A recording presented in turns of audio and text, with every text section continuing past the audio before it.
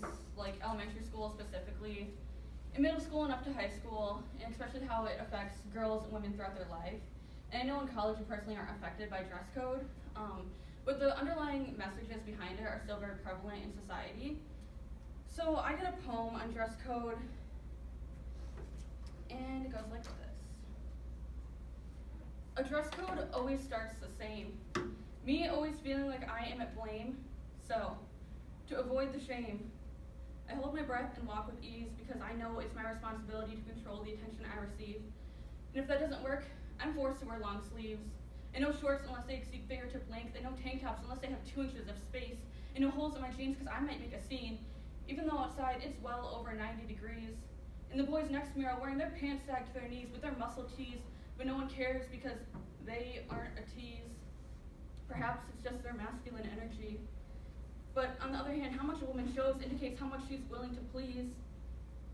But in reality, girls and women are just trying to be free and express themselves by all means. But instead, they're required to cover up because we as a society are focused on the birds and the bees and our kids' sexualities. I mean, these are just children. Why are we teaching them that what they wear should put them at a state of unease? And why are we as adults, why are we acting so predatory and treating our boys and our girls differently? This is not equality. This is a culture we have to seize. Girls and women should feel comfortable in what they wear and not be policed and be told that boys are just sleaze, and because of that, always walk in groups of threes. This should stop, and that should be a guarantee. But boys, don't be alarmed. You aren't vultures.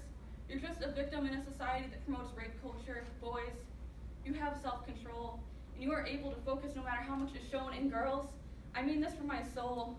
No matter what you are wearing, it's never your fault because you look grown. However, we as a society must stand together and say we do not condone the ways of which we in society make women feel like there's something to be owned. These practices of dress code teach girls that they are hoes, and that is a practice we must corrode. Dress code. Dress code. It teaches us to be afraid of our bodies. But why should we be afraid of our bodies when I, for one, am not afraid of my body? So, I'm sorry that you are afraid of my body.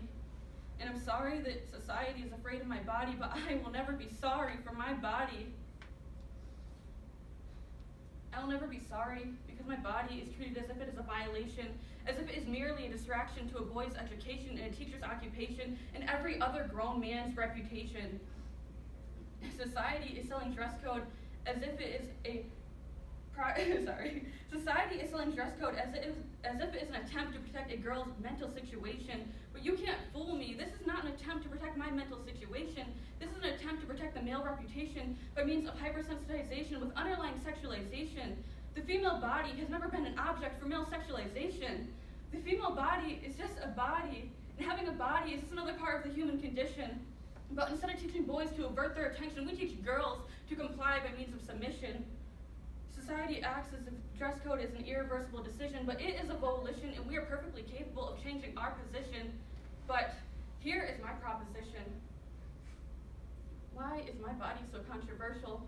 As if we don't advertise the female body in every single commercial, as if it's a product to be sold or owned, some kind of commodity, perhaps property. As if the term bodily autonomy is some kind of comedy. You see, the term bodily autonomy is just another term that proves gender inequality because dress code is a practice that forces women to act modestly while simultaneously reinforcing misogyny. Because men are just sexual creatures, it's in their biology, and women are just emotional creatures, it's basic psychology. Please, let me point out the hypocrisy because this is just basic sociology, because reinforcing these ideals definitely classifies as some kind of monstrosity. And believe me when I say this, I'm not even trying to be dramatic, but this experience can be quite traumatic. It's discrimination on the basis of sex, and it is systematic. When will we realize the dress code in schools is extremely problematic?